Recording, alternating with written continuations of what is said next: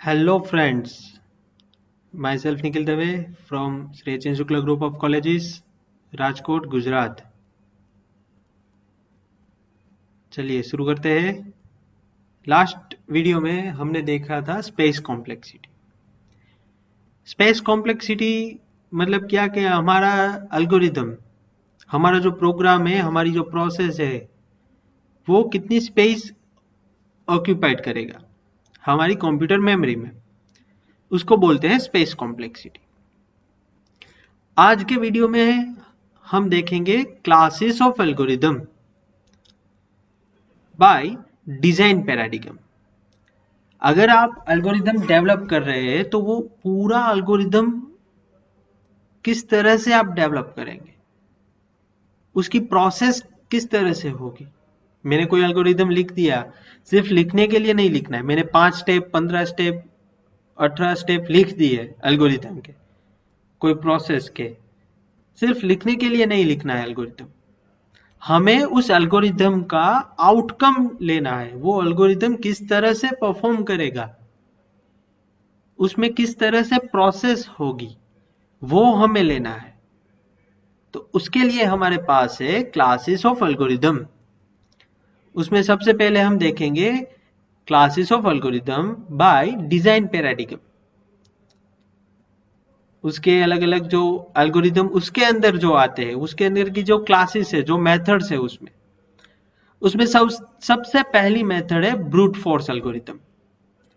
सबसे पहली है ब्रूट फोर्स एल्गोरिदम। इसका क्या मतलब है दोस्तों, ये हम रियल लाइफ में भी अप्लाई कर रहे हैं। ब्रूट फोर्स एल्गोरिदम, हमारा कोई प्रॉब्लम है, उस प्रॉब्लम को सॉल्व करने के लिए, कितने वे है, पॉसिबल सॉल्यूशन कितने हैं उसके, वो जो सब पॉसिबल सॉल्यूशन अगर हम फाइंड आउट करते हैं, सब पॉसिबल सॉल्यूशन अगर हम देखते हैं, तो वो होगा हमारा ब्रूट फोर्स एल्गोरिदम। वो क्या होगा हमारा ब्रूट फोर्स एल्गोरिदम। और उस मान लीजिए कि मेरा कोई प्रॉब्लम है, वो सॉल्व करने के लिए 10 पॉसिबल सॉल्यूशन मिले। वो 10 पॉसिबल सॉल्यूशन में से सबसे बेस्ट सॉल्यूशन क्या है, उस बेस्ट सॉल्यूशन का मैं अगर यूज करूंगा मेरे एल्गोरिदम में, मेरे प्रोग्राम में, तो वो होगा मेरा ब्रूट फोर्स एल्गोरिदम। वो क्या होगा हमारा ब्रूट फोर्स एल्गोरिदम। किसी भी प्रॉब्लम को सॉल्व करने के लिए कितने पॉसिबल सॉल्यूशन है, पहले वो फाइंड आउट करना है। मान लीजिए हमको 10 पॉसिबल सॉल्यूशन मिले, तो उस 10 पॉसिबल सॉल्यूशन में से सबसे बेस्ट कौन सा है, वो होगा हमारा ब्रूट फोर्स एल्गोरिदम। दूसरा है divide and conquer algorithm. Divide and conquer algorithm, ये एल्गोरिदम मोस्ट कॉमन है, सबसे ज्यादा यूज होने वाला algorithm, divide and conquer algorithm. अब इसका नाम ही कह रहा है डिवाइड एंड कॉन्कर। इसका मतलब क्या है, पहले डिवाइड करना है, फिर प्रोसेस करनी है, और फिर वापस कंबाइन करना है। पहले डिवाइड करना है, फिर प्रोसेस करनी है, और फिर वापस कंबाइन करना है।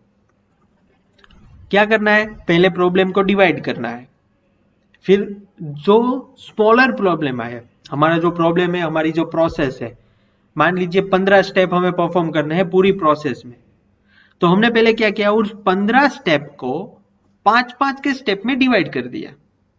पहले 5 स्टेप, दूसरे 5 स्टेप, तीसरे 5 स्टेप। तो पूरी प्रोसेस को स्मॉलर प्रोसेस में डिवाइड किया।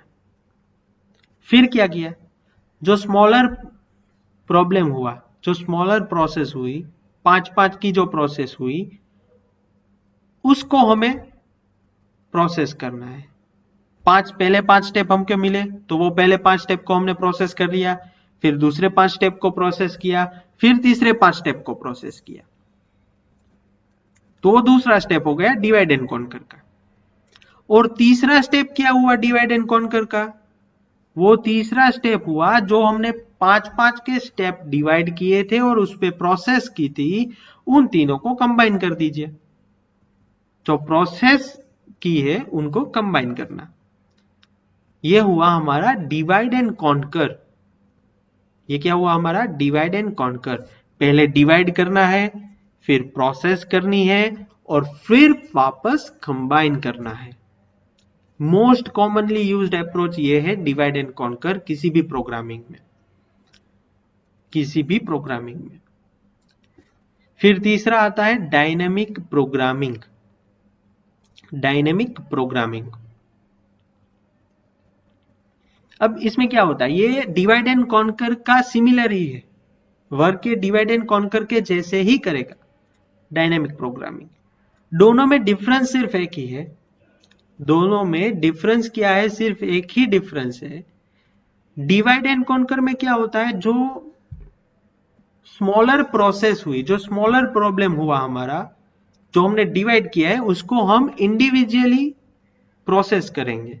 पहले 5 स्टेप प्रोसेस की, फिर दूसरी 5 स्टेप प्रोसेस की, फिर तीसरी 5 स्टेप प्रोसेस की। इस तरह से हम स्टेप वाइज जो हमें डिवीजन मिला है उसको इंडिविजुअली हम प्रोसेस करेंगे डिवाइड एंड कॉन्कर में।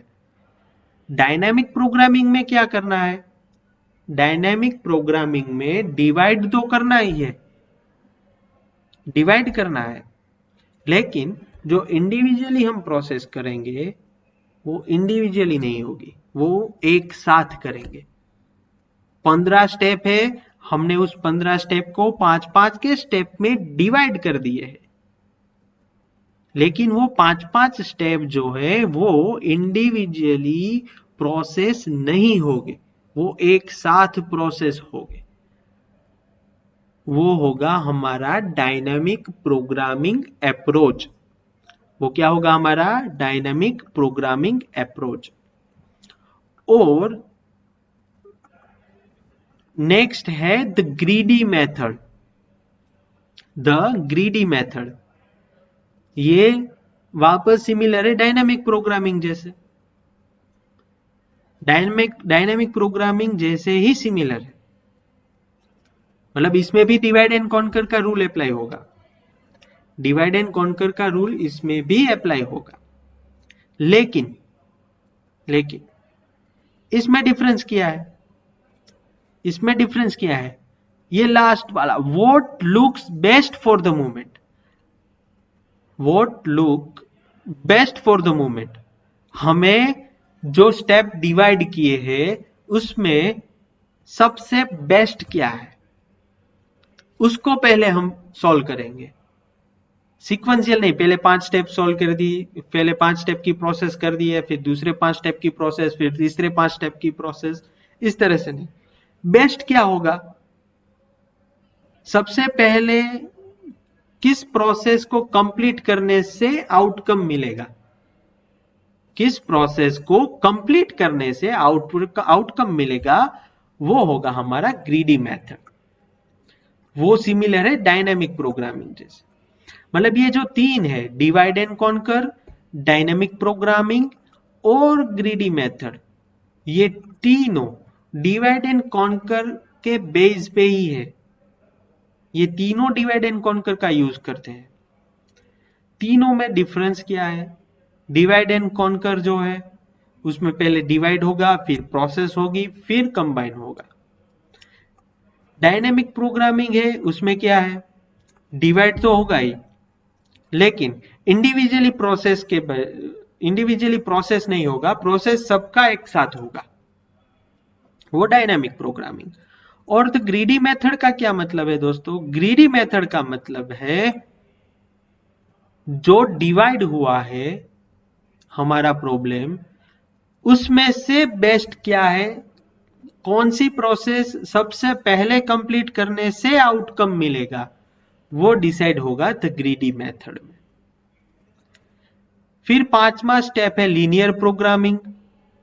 लीनियर प्रोग्रामिंग, अब लीनियर प्रोग्रामिंग का मतलब क्या है, लीनियर प्रोग्रामिंग का मतलब क्या है, सिंपल हम लाइव एग्जांपल में देखते हैं। अगर आपको आपके जो वर्क प्लेस है आपकी, वो वर्क प्लेस से आपको अपने घर जाना है।